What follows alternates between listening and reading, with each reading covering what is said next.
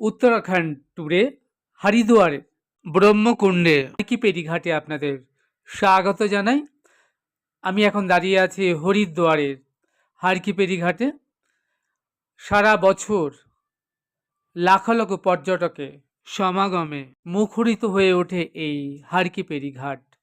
সারা বছর এই হারকিপেরি ঘাটে শুধু ভারতীয় নয়, বিদেশি প্রচুর পর্যটক এবং শ্রদ্ধালু ভক্তজনেদের এখানে ভিড়ে মুখরিত হয়ে ওঠে এই হারকিপেরি গঙ্গার ঘাট। তারা অপেক্ষা করে বসে থাকেন কখন সন্ধ্যা হবে এবং সেই সন্ধ্যা আরতি অনুরাধা পরওয়ালের হার হার গঙ্গে জয় মা গঙ্গে গানটা দিয়ে এই সন্ধ্যা আরতি শুরু হয়। বিকাল 5:30টায় তিল ধারণের জায়গা থাকে না, এত পর্যটকের সমাগম হয় এই গঙ্গার ঘাটে।